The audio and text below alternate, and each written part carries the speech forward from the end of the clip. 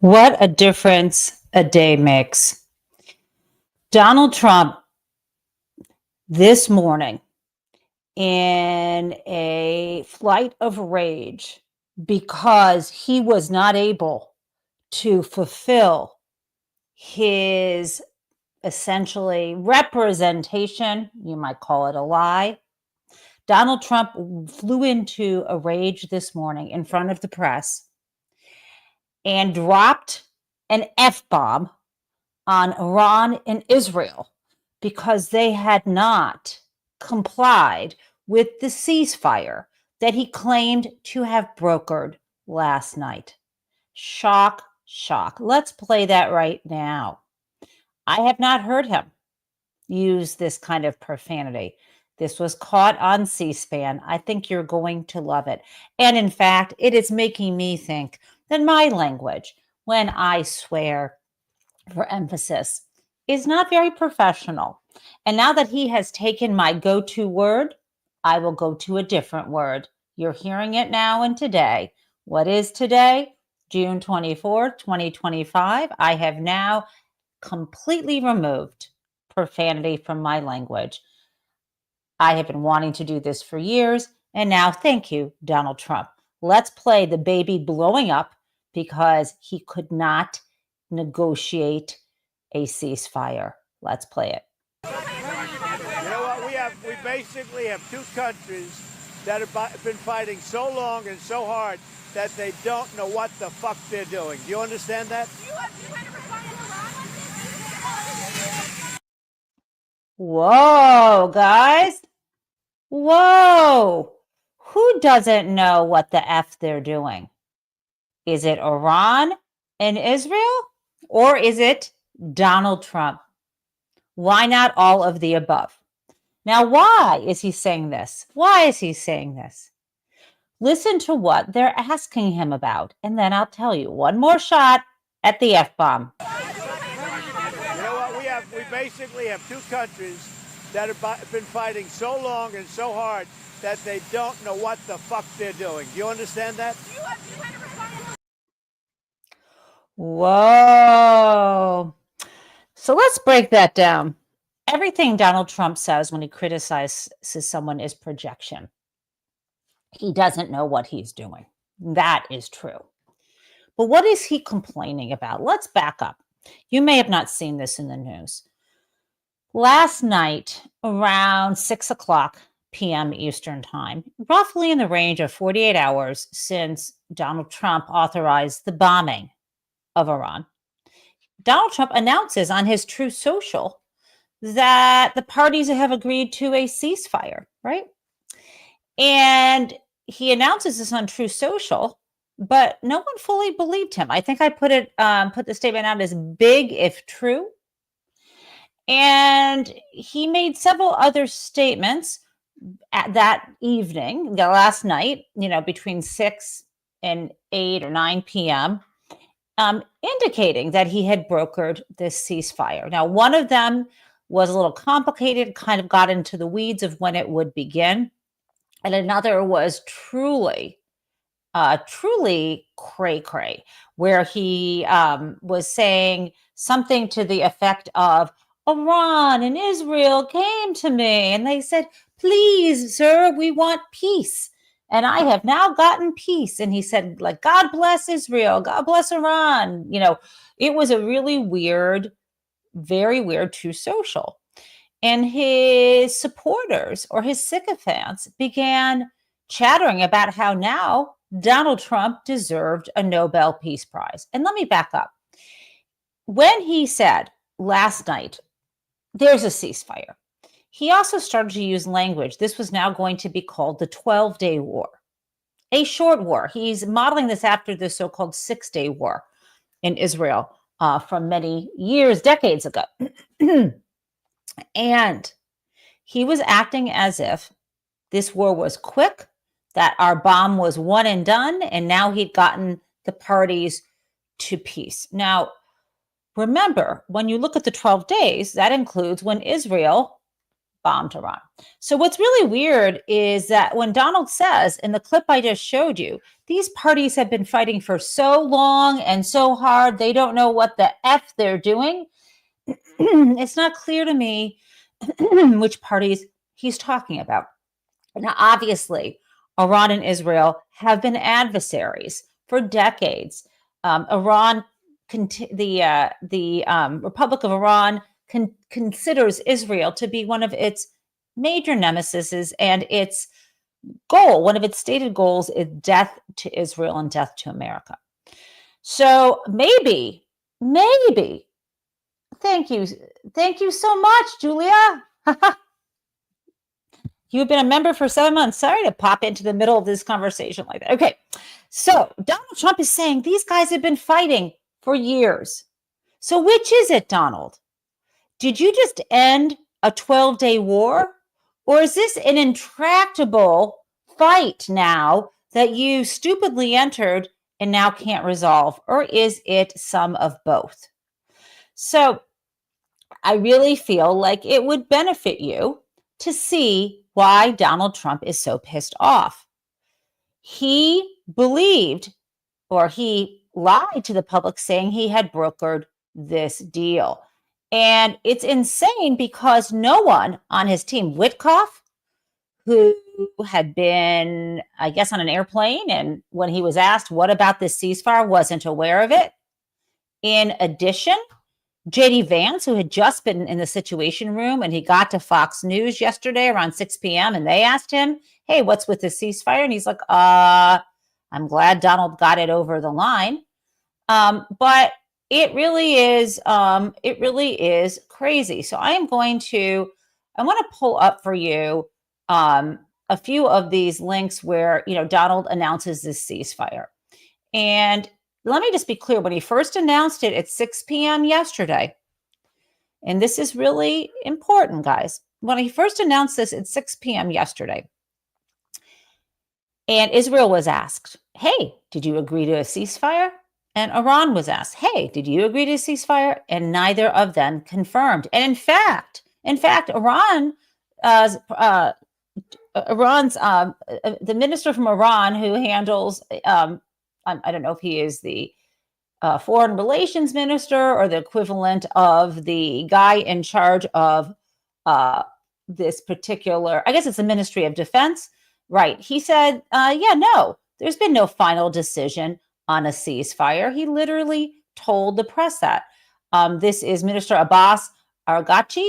He said, no, we don't have a deal. So Donald Trump starts at 6 p.m. yesterday, around 48 hours after we bombed Iran, saying that we have now officially negotiated peace. So, this is not the case, and he just pretty much made this up. Okay, so I'm going to show you. I want to share with you now, so you can see along with me what I'm looking at, because I'm sure you don't go on to Truth Social.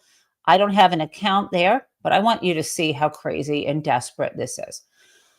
So I think you're looking right now at what I am, and I'm going to try to blow it up so you can see it bigger. Okay, great. So let me start with this. Be really clear with you. Iran did, here, I'm going to pop in here for a second. Iran did retaliate, right? We bombed them on Saturday night around, 7 p.m. our time. And we bombed 3 different sites, and Donald Trump claimed he had obliterated this place that had the centrifuges and therefore setting back, if not destroying, all the nuclear programs they had. Well, that turned out to be impossible to verify, and he started to back off against that, right? And then he said, maybe we should go in for a regime change, even though folks like JD Vance said we weren't looking for a regime change. Obviously, regime change means toppling the government of Iran, Khamenei. Now, then after that, yesterday afternoon, Iran struck back at an Air Force base, after which Donald Trump said, oh, yeah, they warned us in advance so we could get our personnel out. And now that that's done, it's done. No more fighting. And then he comes up with this. So now I'm going to get out of the way so you can see this. Donald Trump comes up with this. This is his True Social. And it was from, let me tell you the exact time, yesterday at 6:02 p.m. This is crazy. I'm going to read it in not Donald's voice, but in a baby's voice or a child's voice. Congratulations to everyone. It has been fully agreed by and between Israel and Iran that there will be a complete and total ceasefire in approximately 6 hours from now, when Israel and Iran have wound down and completed their progress. Final missions. And then he goes on from here and goes into the details, right? And then he goes, I'm going to switch over. On the assumption that everything works as it should, which it will, I would like to congratulate both countries, Israel and Iran, on having the stamina, courage, and intelligence, what should be called the 12-Day War. This is a war that could have gone on for years and destroyed the entire Middle East, but it didn't and never will. God bless Israel. God bless Iran. God bless the Middle East. God bless the United States of America. And God bless the world. Okay. Yeah, that's pretty weird. And again, what was the weirdest is there was no confirmation, but all over the news, they treated it like it was real and it had happened. Now, what do we have? Okay. I am going to share what he did next. This was also crazy. I'm going to back up so you can see this. I don't want to create an account. Congratulations, world. It's time for peace. Oh no. They're not going to let me just troll his account. Okay. Then he says, congratulations, world. It's time for peace. Right? And he keeps going on saying, don't break the ceasefire. So, right, it starts at like 6 p.m. last night. And he claims in 12 hours, which would have been midnight, our time, it was all going to be over because people needed to get in their last barrages of missiles, which is really crazy. And in that time period, there were bombings coming into Israel from missiles coming into Israel from Iran, including into Beersheba, where a building collapsed. There were several deaths and injuries. And even then, when you get into, everyone thought, okay, maybe 7 a.m. Over there, maybe, over here at midnight, that this would end. But instead, folks were sent to bomb shelters because there was still fighting. Iran sent a barrage of more missiles in. I think there might have been a window of around 2 hours. And Donald Trump was still claiming that his ceasefire was working. I think there might have been a window of 2 hours when there was no bombing between Israel and Iran. And then again, it started up like at 3 a.m. our time. And in response, we have Israeli officials saying we are going to attack back. We're not going to allow that to happen. So this is why Donald Trump is so angry this morning, because he thought he could lie his way into a ceasefire, because this man lied his way into the White House.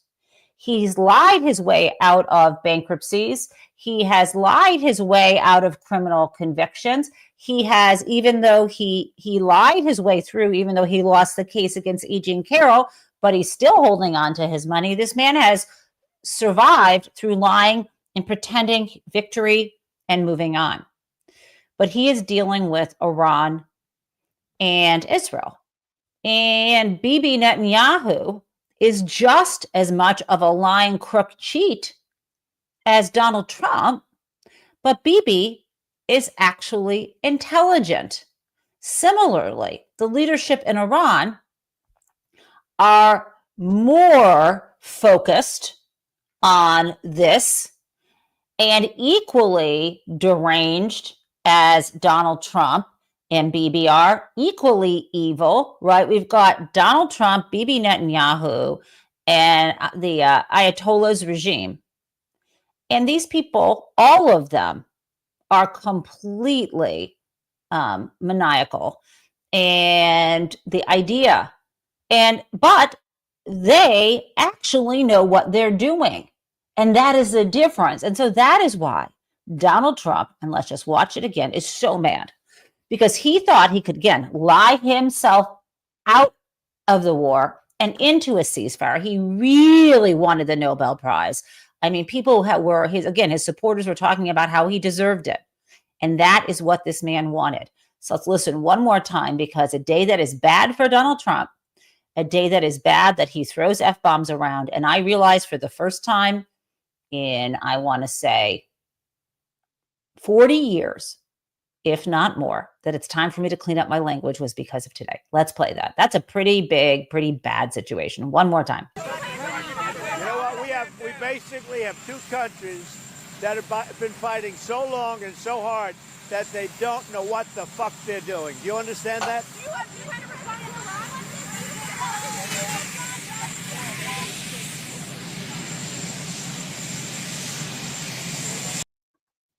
Okay.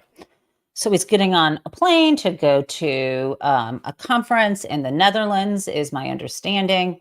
And I want to add one thing.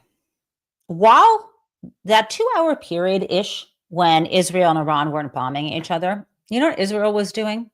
Bombing Gaza. Is Donald Trump getting confused? Iran obviously has surrogates and has supported Hamas and, of course, Hezbollah. And I wonder whether Donald Trump is confused. Obviously, Hezbollah is in Lebanon. It's a Shia extremist party. Obviously, Hamas is the leadership in Gaza. I just don't know if he's conflating all of this. And someone said to him, Mr. President, I don't think you're going to get a ceasefire, when they were talking to him, or you got to understand these folks have been fighting for a long time. And he just conflated all the people in the Middle East together. Okay. So with that, I'm going to pivot for a second. Our topics today are F-bombs, real bombs, bounty fees, and billionaires. Okay? That is what we're focused on. And Deb Bremberger is telling me something really important that I'm going to put up. Okay. So you're saying, well, Deb, I'm taking this down because there's actually one. Let me do, there's a first one. The next, Elish, thank you. The next No Kings protest is on July 4th. I don't know where it is. I know it's somewhere. If you went to a No Kings protest already, I'm sure you will get an email from the organizers telling you about this, telling you about the July 4th one. July 4th is coming up. I think it is next Friday? And so I think that it is time to make your plan. I'm hoping that there actually is a ceasefire that holds, and that Donald Trump's promises and lies, in spite of those, that we can actually end the hostilities between Iran and Israel. But the problem here is bigger than that. Now we're talking about real bombs. Donald Trump, as we talked about, violated U.S. law by dropping bombs, by striking against Iran without congressional approval. And in addition, his justification for doing it related to the argument or the catchphrase, Iran can't have a bomb. They don't want Iran developing a nuclear program. What evidence is there that this bombing was successful? We have no, I'm not suggesting we engage in another round, but what I'm saying is, how are we going to know, one, if what Donald Trump did worked? Two, what is the fallout from this? Has he now just radicalized more people? And three, if it didn't actually work and he has made people more angry, we need to understand and look at our history really carefully about this. And this is important because finally, I guess, Congress needs to get their act together and get that briefing in writing and stop him, right? The reality is he's saying it's over, but what did he actually accomplish? And how do we stop, get ourselves extracted from this? Okay. So my second thing I want to talk about is bounty fees, or this whole problem that we have right now, where we have masked individuals who either are working for the federal government or aren't, who are either way, I believe, breaking the law and acting cruelly toward people they believe are immigrants and people who they believe are here unlawfully. And this includes documented immigrants. This includes U.S. citizens who are immigrants. This includes U.S. citizens who were born here. So there are people being targeted, sometimes by bounty hunters, sometimes by people who are just thieves and crooks and weirdos who want to kidnap people, and sometimes by like ICE folks who actually work for the government. Regardless of who these three types of people are, the targets, again, include U.S. citizens who were born here, U.S. citizens who naturalized, immigrants who are documented. They may have a green card because they married a U.S. citizen, or they may be here on a student visa, right? Or folks who are undocumented. Okay, so I'm looking at those buckets of people. The Trump administration, either directly through its agents or through these other bounty agents, right, bounty hunters, or people who are just glomming onto this so they can abuse, kidnap, and steal from people, are targeting folks that people don't want targeted. Okay, neighbors don't like it, families don't like it, only racist white supremacists like that, and those are fortunately a small minority in this country. And what is happening is, as we talked about, Stephen Miller has a quota and he wants to meet the quota. And even though Donald Trump promised, I just want to get rid of criminals, people who have a violent criminal record or a criminal record in the US, why should they stay here? Why shouldn't they be sent away? That's a good argument. And even if you look at those, even if you think about that small category of people who have criminal records or violent criminal records, let's just say criminal records, they should be sent away. I'm for that as long as I get due process. That's small group, right?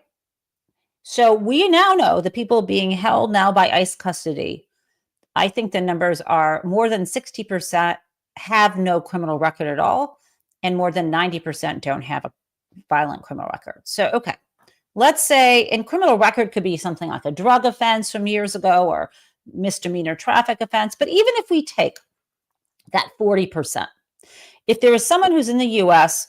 and they are here unlawfully, not with a green card, not with any kind of documentation, and they have committed a crime, even that group should be getting due process, I believe, because before you send them away or deport them back to where they were born or to some other country, what if it turns out you're wrong? What if that is somebody who actually is a U.S. citizen? What if it is someone who was seeking asylum and a judge said you can't send them away? So again, for that small group of people, they even deserve due process, I believe. The Supreme Court yesterday ruled otherwise. As a temporary measure, they said no. So I want to hold on to that for you. Just hold on to that. What is happening now? What about that other 60%? What about the 90% of people who are in ICE custody who did not commit any kind of violent crime? What about them? Huh? What about the people who aren't even yet in ICE custody? Because this is the problem. The people that the bounty hunters and the ICE agents are going after, and I mean by bounty hunters, I mean the ones who are actually grabbing people and handing them over to the government. These bounty hunters and ICE agents and DHS and whoever you want to say, I'm just going to call them bounty hunters. These bounty hunters are not going after people with criminal records. They're not scouring courthouse records and finding people and going through dockets. That would require work. Instead, they are going to places where they believe they will find immigrants who live and work and have raised families. And ICE is doing things like when someone shows up for the green card hearing because they married a US citizen, they're going into their past record, not looking for a violent offense, not looking for drug dealing, right? They're going into their past record to look for some clerical error, some red tape they messed up. And if they did, they are deporting them. So the people who, Steve Miller and Donald Trump, really the Republican Party, their agenda that they are pursuing is finding people who have been living lawfully or peacefully in the US, not breaking the laws, right? And where there is no evidence of any criminality. Now, I just want to back up and say, you may say, but Jen, we talked about this before, isn't just being in the United States when you have overstayed, let's say, a visa, right? Or you came here to visit a family member and you just didn't go home. Like you came here to visit from Mexico for lunch and then you didn't go home because you decided you liked it. It turns out that there is not a federal law criminalizing staying in the United States without documentation, or obviously there's no criminal law against being here while you're applying for a green card and all of that. The only federal crimes relate to crossing the border unlawfully. So let's say you cross the border with the intent to stay here forever, and you said you were just here for a vacation. If you had that intent when you crossed over, that could be a misdemeanor. But indeed, if you came over to vacation and said, you know what, it's better here and I want to stay, you would not be having committed any kind of crime. It's a civil offense. I just want to be clear how that works. Okay. So let's talk about these, some good news about these bounty hunters, some good news and some bad news. Let's lay it out a little more. Yesterday, we were talking about Mr. Barranco, who had raised 3 Marine sons, who was working as a gardener at an international house of pancakes and who was violently abducted. And I want to share this. I'm not going to show a lot of the video because we have Jacob Soboroff in this clip on with Nicole Wallace talking about this. So I think this is worthwhile. So again, we've talked about the F-bomb. We've talked about the bombs. We're getting into the bounty fees. And soon we will have the billionaires. Let's stick on this legal issue right now. This important legal issue, because I've got some good news after Soboroff speaks. I've got some bad news about the Supreme Court said and some good news about what's happening with Judge Charles Breyer. He's fighting back against the Ninth Circuit. Let's go.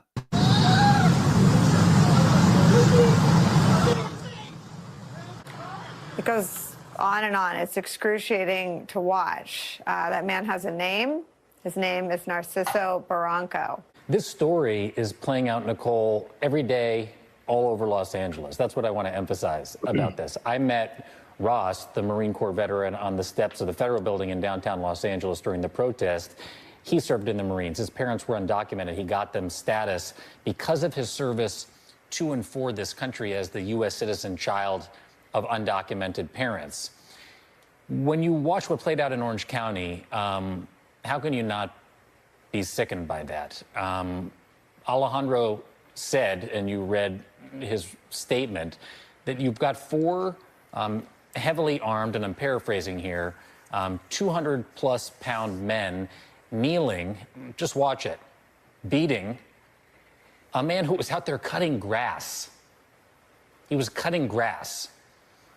And these heavily armed, masked agents who don't identify themselves to people, who are alleging that he tried to attack them with his weed whacker, when in fact, if you watch the video that DHS has put up, he was being sprayed with some kind of pepper spray as he ran away. They're ubiquitous all over the city right now. And the tactic is deliberately to to terrorize, to scare people. That's the whole stated goal. It's deterrence. This is U.S. immigration policy 101 supersized. It's what family separation was. Stephen Miller didn't want to just take 5,500 children away from their parents. He wanted to do tens of thousands of them. And now every day in L.A., as you and I have talked about for months since Donald Trump was elected again, mass deportation is family separation, just by another name.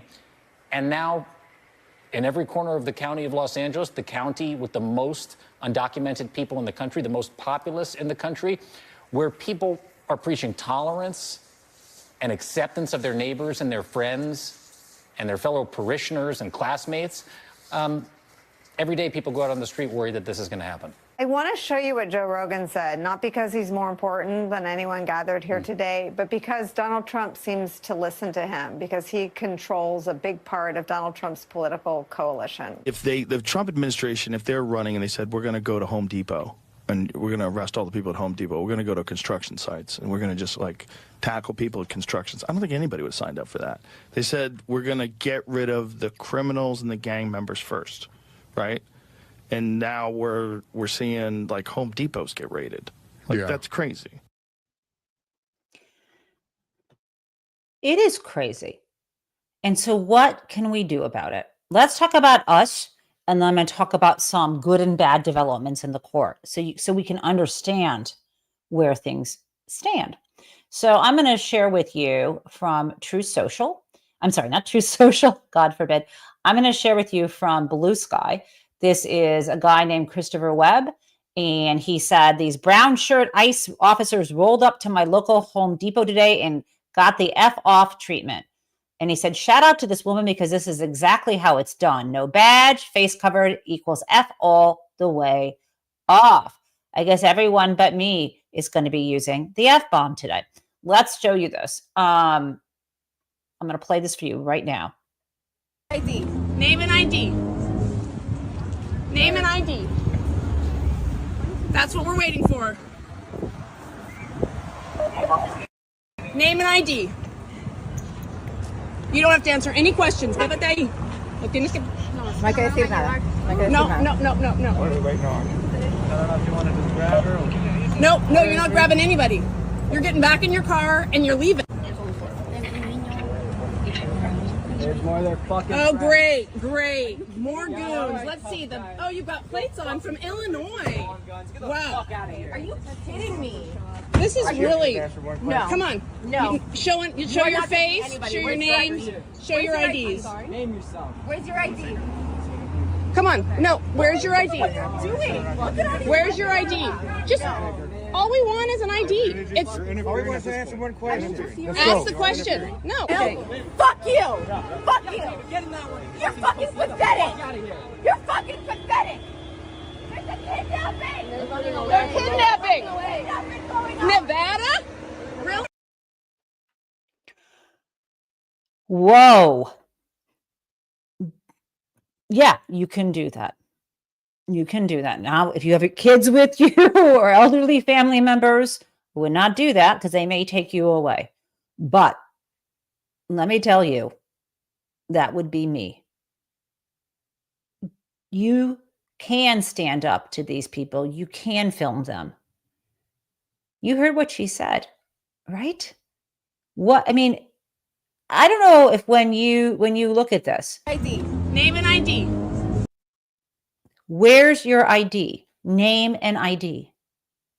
Can you say that to somebody? Yes. How is it possible that we don't have members of Congress saying it's doing speeches, giving speeches, holding press conferences and saying it is not acceptable for people to be wearing masks with no IDs and no names on them and just ripping people away from their families or taking people off the streets. It's not okay. Secret police are not okay. It's not. I don't understand why that isn't a topic in the news. Like I said, we have our war abroad, our wars abroad, and our war at home. How is this happening across the country? And Congress is acting like business as usual. We need this to stop. Now, let's dig into some legal updates before we get to the billionaires. And I'm going to make these short because, there's tomorrow to talk about some of these legal updates. So, where I'm getting at now is we need to back up a little bit because I'm going to get to a good news story. But what I need to remind you is that we had a lawsuit that you might remember. Gavin Newsom sued Donald Trump and the, Trump administration, the Department of Homeland Security. You might remember that. I mean, I know it was only a few weeks ago. And when he did do that, let me just pull this up right here. Oh, good. It's not coming up. Okay. When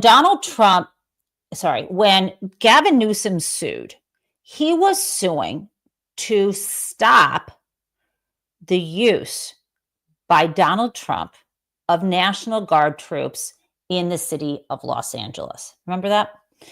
And even though the name National Guard describes these troops, National Guard troops are under the command of the state, the respective states. And Donald Trump's team had federalized the National Guard, saying they're now under my command, right? They're under the command of Pete Hegseth, etc. And Pete Hegseth sent National Guard troops under his command into Los Angeles. Now, you probably remember this, thousands of troops, and they're still there. And they claim that they had to do this. There are lots of different claims that Donald Trump made.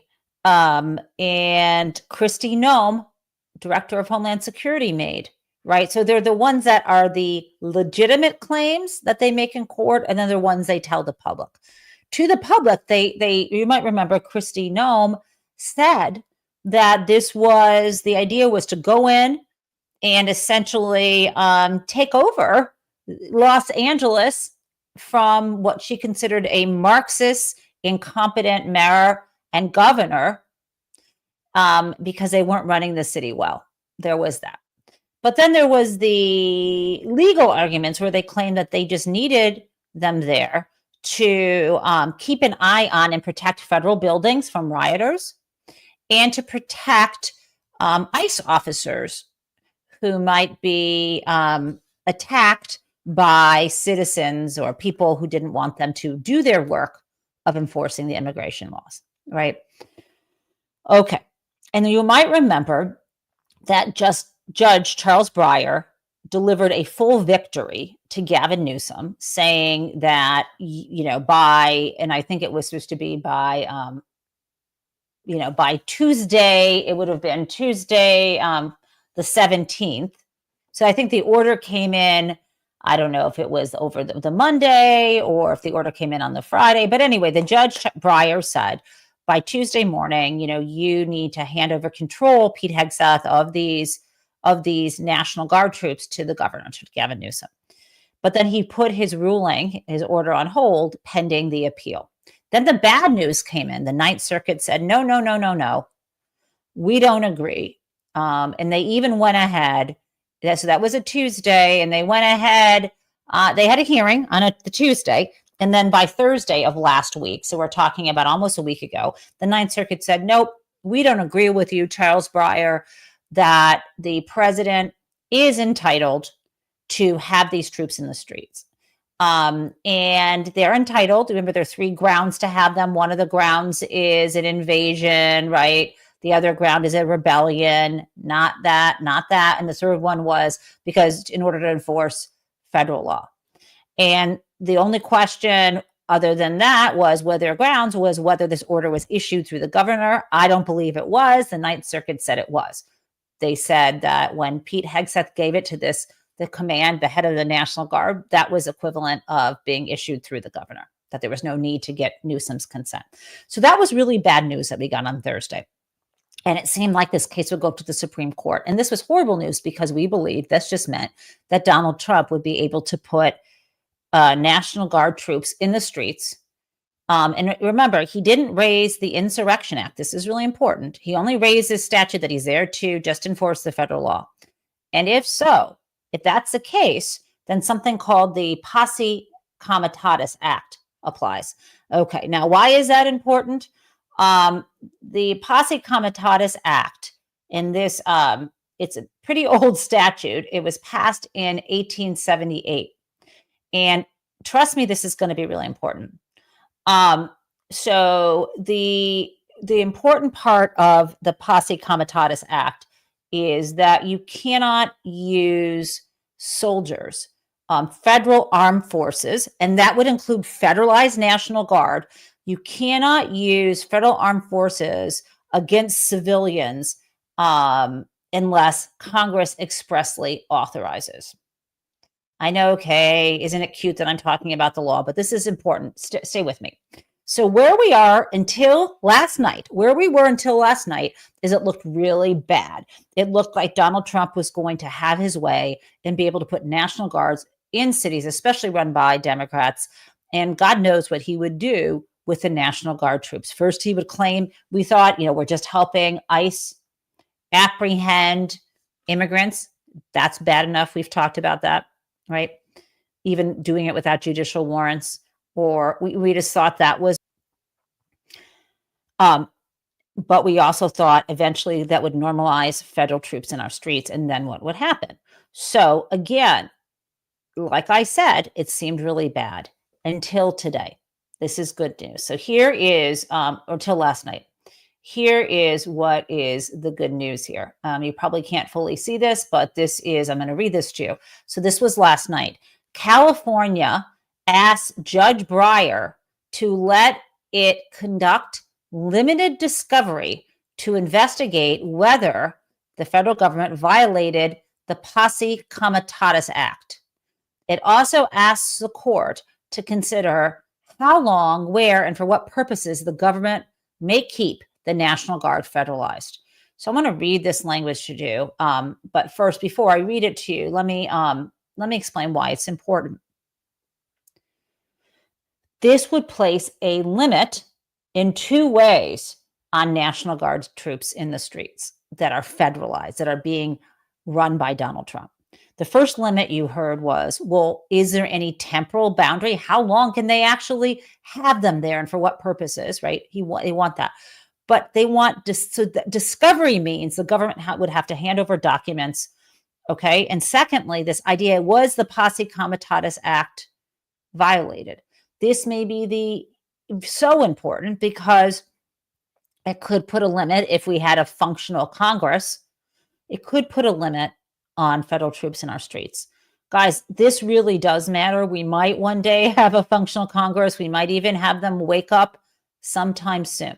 So let me again now share this with you and tell you why it's good. Okay, so here we go. Here's the language. First, plaintiffs, and here I'm going to say Gavin Newsom. First, Gavin Newsom seeks to conduct limited discovery that will bear on whether the federalized National Guard troops and the Marines have engaged in activities that violate the Posse Comitatus Act, and whether federal officials are authorizing continued use of these troops in ways that would violate the Posse Comitatus Act. To be clear, Gavin Newsom, on behalf of the state of California, would largely be seeking discovery on enforcement actions that have already taken place and generalized instructions on authorized use of the federalized troops and Marines, rather than sensitive information specific to future federal law enforcement actions. Primarily, California will seek documents regarding the use or deployment of the National Guard and or military and operations that are not taking place on federal property, but rather on the streets of communities in Southern California. This may include, but not be limited to, facts related to federal law enforcement actions involving federalized National Guard or Marines since the federalization order.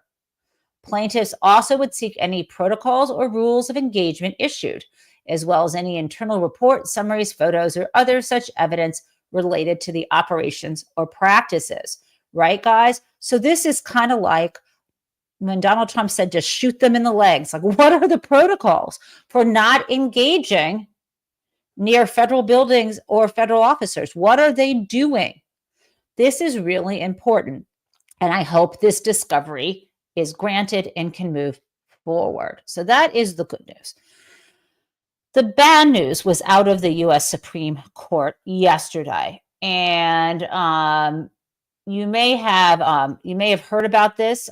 This is something that Steve Vladeck has written about, and I'm going to pull this up for you. So this is in a second. Let me just do this. So yesterday, the U.S. Supreme Court, in a 6-3 ruling, decided that they are okay with, and this is sort of on a temporary basis, that they restored the ability for Donald Trump's team, for the Republican administration, to take immigrants and deport them to any country in the world, even a place they have not lived.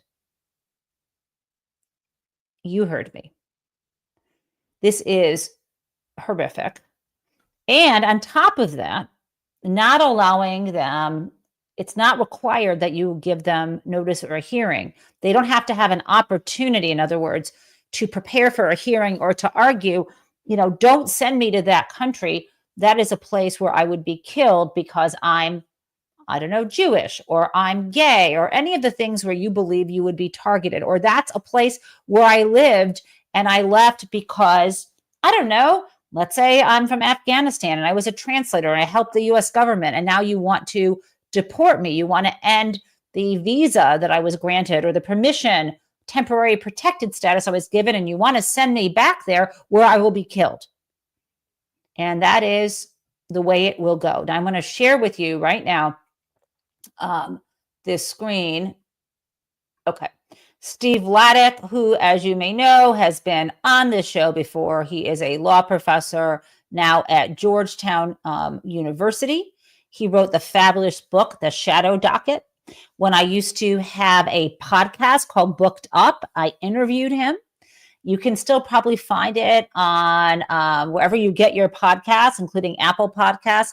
Also, apparently, you can watch or listen to the audio on YouTube, but you probably just want to go to Apple Podcasts and find Booked Up. I think I did it for around 18 months, and you can listen to that interview with Steve Vladeck if you want to know more about the Shadow Docket. He was also on this show briefly. Bottom line, this is, and I'm going to drop this in the chat for you. Here we go. So that you can see and read for yourself when you have time this full piece. Steve has a Substack. He sometimes writes and he goes through big Supreme Court cases. He's the guy to look to on this. Okay, so I am going to now blow this up so you can see it and take up less room myself here. Here we go. Okay, so what in the world is going on here? Okay, I'm sorry. Okay, I'm assuming that you can still, I'm doing my tech. Yep, you can still see this. Okay, so this is, his Substack is called One First. The headline is The Court's Disastrous Ruling in the Third Country Removal Case. Okay, it's called the third country because it's not the U.S. Well, anyway, I'll tell you no more. The majority did not just greenlight an especially odious immigration policy without any explanation. It did so in a case in which the government defied the district court twice with no consequences. Steve wrote this last night. Okay. So he put out an extra issue to talk about this case, DHS versus DVD. And that's a Department of Homeland Security versus a particular individual. And he said the unhelpfully captioned dispute over whether, before it can remove migrants to a country other than the one identified in their original removal proceedings, the federal government has to provide them with an opportunity to litigate whether they face torture or other forms of cruel, inhuman, or degrading treatment in that third country. Okay. The case is known as DVD because those are the pseudonymous initials of the lead plaintiff. Now, keep in mind that migrants are already entitled to challenge whether they face mistreatment in the country the government has designated for removal. The question here is whether they're entitled to challenge the possibility of mistreatment in other countries the government identifies after the removal proceeding has concluded. Okay, so I just want to see if you know what is happening here. This is crazy. If you have a removal proceeding, let's say you are here in the US and you have a hearing and they decide you don't, either you did something wrong and didn't fill out the paperwork right on your green card, or they think your student visa, you now have a job and they don't want you to grant you a working visa, and you have a hearing and they designate, let's say they designate Saudi Arabia because that's where you're from. And you say, I don't want to go back to Saudi Arabia. I think that I'm in danger there. And you're allowed to litigate that. And after the hearing, they can decide to send you somewhere else. Let's say Gaza. I don't know. They can send you somewhere else. They could send you to El Salvador. They could send you anywhere. And you would not be able to litigate that third country issue. Now let's go on to learn a little bit more about why this really sucks. The district court had said, yes, you get to litigate whether this third country could be problematic for you. And the district court had barred the government from removing individuals to third countries without at least some kind of process.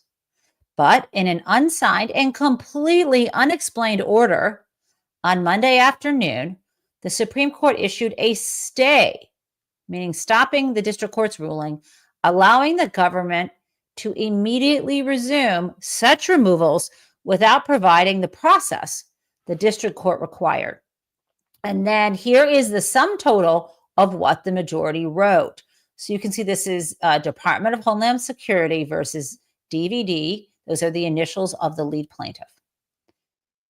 And this was from yesterday. Let's read this. This is all they wrote.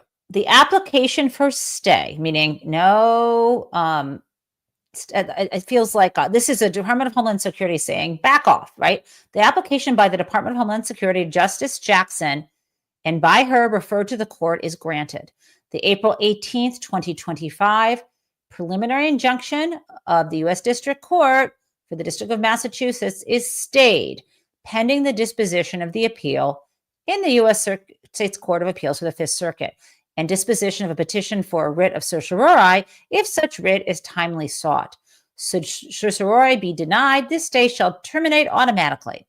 In the event certiorari is granted, the stay shall terminate upon the sending down of the judgment from the court. Okay, what does that mean? Oh my God, it is terrible, you guys. This is, and where am I here? I want to come back to you. This is terrible. They're basically saying here that what the district court said, that Trump's new policy that you could send someone to a third country and they don't get a say. The district court said, we have to let the people say that they could be, go to a hearing and discuss whether that's a dangerous place for them. The district court said, I don't like this new policy. I'm putting it on hold. What's going on right now is the U.S. Supreme Court said, nope. District court orders don't matter. And we're not going to allow this. And therefore, you are now in a world, you and I, where deportation hearing happens and the person could be sent to an entirely different country. Now, let's continue to share that. and learn a little more from Steve Vladeck. Okay. Now, Justice Sotomayor wrote a 19-page dissent, and she was joined by Justices Kagan and Jackson. That's how we know it was 6-3. And it says here, she doesn't pull her punches. Indeed, the dissent makes 3 distinct arguments, all of which should have militated against the relief the majority without any analysis provided. So what Sotomayor first does is she said, first, this is no one's equitable relief. You're asking for a stay. You're asking for a process to stop. And when you use the word equitable, that's a blanket term we use for things like injunctions. We're asking court to take certain action. Equitable also contains this idea of equity that's built into the name and into the process. And so she argues that only parties with so-called clean hands who have behaved well in the process should ever be granted equitable relief. And here, the government's behavior in the district court was not equitable. And I'm going to read this. Was not clean hands. They misbehaved. Quoting Sotomayor, here in violation of an unambiguous TRO, the government flew 4 non-citizens to Guantanamo Bay and then deported them to El Salvador. So that's first. The second argument, Sotomayor explained that on the balance of the equities, that given that this is an emergency order, that there is a very high burden. The government should have to be able to prove extraordinary harms from this relief.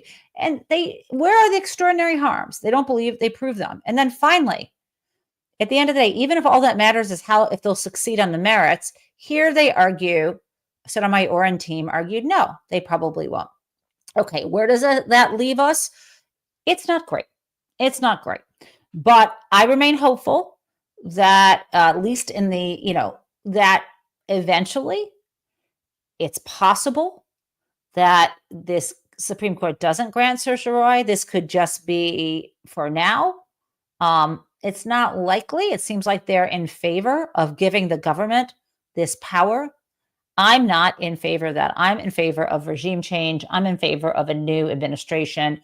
I oppose all Republicans because none of them, other than Tom Massey, is standing up against Donald Trump at all. And he's only standing up, it appears, in the case of bombing Iraq. Okay. Now, my last thing before we go is billionaires, specifically billionaire interference in what is today a huge primary, the Democratic primary for mayor of New York. And it involves ranked choice voting. And I'm not going to get into the mathematics of how this works, but the bottom line is the Democratic Party didn't shut down Andrew Cuomo from running. Andrew Cuomo has absolutely no business running for mayor. We talked about this. And as a result, it may well be that an upstart will be actually the Democratic candidate, and it's kind of amazing. His name is Zohran Mamdani, and there are debates. Some people who are exceedingly pro-Israel believe that things that he has said disqualify him. I am someone who agrees in Israel's right to exist. And I also agree that Palestinians should have statehood. And I see that Mamdani may have slightly different beliefs on all the mechanics of that. However, I think that doesn't disqualify him. My favorite candidate is Brad Lander. They have cross-endorsed each other, which will help them. One of them, probably Mamdani, beat Cuomo. What's happening is there is huge money being poured in, this is the billionaires, into a PAC to support Cuomo. And I want to share with you real quickly what's going on in that race. Here's an interview with Steve Colbert and the two candidates who actually like each other. This is Brad Lander, Jewish candidate, and Zohran Mamdani. It's amazing how people are saying, some people are claiming that they believe Mamdani is anti-Semitic. I don't. But then they're encouraging people to vote for Andrew Cuomo, who is a creep. It was terrible when he was the federal government. He groped and sexually assaulted numerous women. I will not ever shut up about this. So let me play this for you real quick, and then we will get to Crazy Town. Here we go. This particular race has become a countrywide story.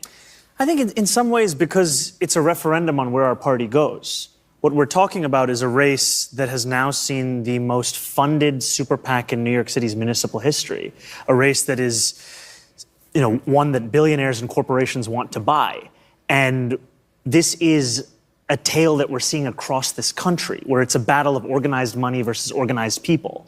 And ultimately, it's a question for our own party of how do we move forward? Do we move forward with the same politicians of the past, the same policies of the past that delivered us this present? Or do we move forward with a new generation of leadership, one that is actually looking to serve the people? Well, I think he's fantastic in a lot of ways. He's farther to left than I am. I think he's part of Democratic Socialists of America. But we need a counterparty against the fascists who are taking over this country. Now, let's hear from Brad Lander. He was just endorsed by some opinion columnists at the New York Times. They were on stage together. Here we go. News. The New York Times opinion panel just picked me as their #1 choice for mayor. They said I'm the best on education, the economy, and leadership. And then I've got experience in city government and the ability to work with others. I'm especially proud that they said I'm a consensus builder and have a responsible approach to leadership. And I'll lead with 3 crucial qualities: integrity, competence, and consensus building. As mayor, I'll end street homelessness for people with serious mental illness so we don't have folks sleeping on our streets and subways. Build 500,000 new homes and get housing costs down. And protect our immigrant neighbors and all New Yorkers from Trump's authoritarianism. Listen to the New York Times opinion panel. Rank me #1. Early voting starts June 14th. Okay. One last thing before we get to Crazy Town. I said I wouldn't get into the mechanics of ranked choice voting, but I bet you're interested, right? Apparently there are like 11 candidates, and on your ballot, you are given 5 choices, right? And so we've got name, we got 1, 2, 3. I'm going to show you how this works. I was trying to show you across the top. So your ballot across the top says 1, 2, 3, 4, 5. It's kind of like this, right? You can see this 1, 2, 3, 4, 5. And then down the other side are all the names of the candidates, and there are 11. And so next to each name, you've got to choose, are they going to be your first choice, your second, your third, or your fourth, or your fifth? There's a campaign of don't rank Cuomo. Don't even include him. Okay. Now, how does this work? If on the first thing they do is they look at column 1 and they say, did anyone get a majority? And let's say Andrew Cuomo or let's say Brad Lander got a real majority, like 50% plus 1 person. They would win, and that would be the end, right? But that's not likely to happen with 11 candidates, right? So then they look of all 11, and let's say one of them was Jen Taub. Let's say I was on there. Let's say I was the lowest ranked. What do? The people who ranked me first, they say, okay, well, the people who ranked Jen Taub first, she's not going to be in the running. But the people who ranked Jen Taub first, next they ranked Brad Lander. So what do? The 25 people who voted for me, they take those votes and give them to Brad Lander. That's round 2. If those 25 votes are enough to get him over the line, he wins. Okay. So this is a complicated process that computers have to do. Now, what happens if the next person on the line, Jane Doe, was the 10th, I was the 11th. She was the worst, and she had 500 votes. Well, the people who voted on the next round, they look, the people who voted for Jane Doe first, what if she's not going to get counted?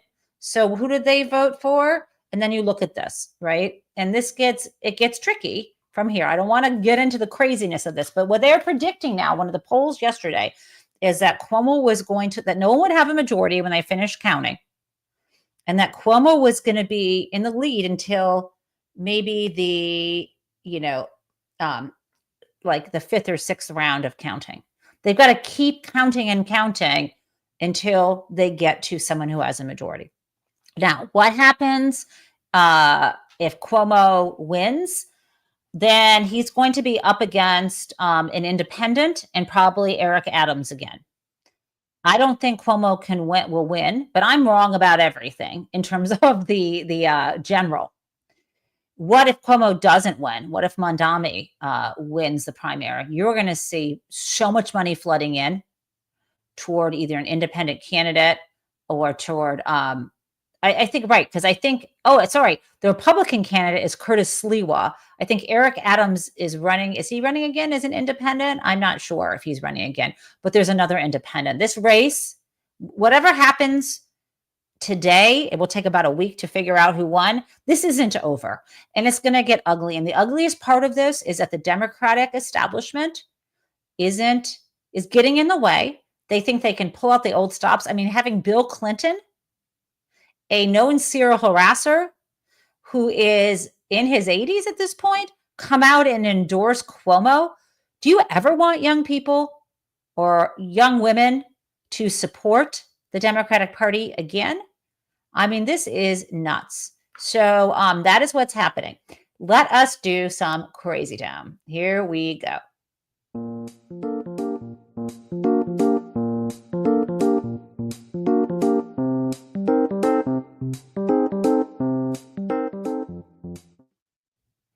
Okay, crazy town, trigger warning, is a video put together for a campaign for people not to rank Cuomo. I need to remind you of these women, and these are not all of them, hardly, who came forward, and they had a lot of courage to do this. Let's play it. He was like, yeah, I'm lonely and I'm tired and I can't sleep. And then he asked me if I'd ever been with an older man. And he just goes, looks at me and says, "Can I kiss you?" And I said, "No, sir." He was fully staring down my shirt. And to let me know that he asked me what was on my necklace that was actually right in between my breasts at the time. And I said that you're going to get us in trouble. And that is when he slammed the door. And when he came back and said, "I don't care," that is when he put his hand up my shirt. And he looked at me almost in disgust that I had denied him. Andrew Cuomo abused his power as governor to sexually harass me, just as he had done with so many other women.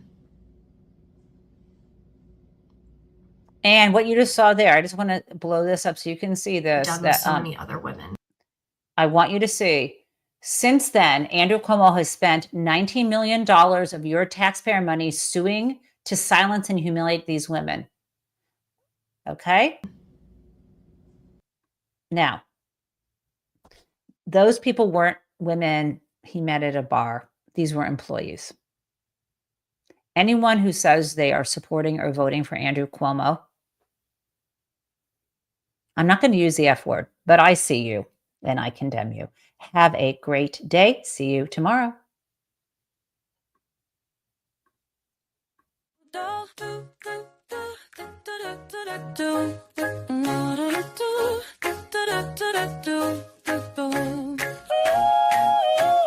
Hello, prison mates. It's the Taub show. Well, welcome everyone. Let's learn about what is happening in politics yesterday and today. There was hope, and we are together in this democracy we work for. And again, welcome to the Taub show.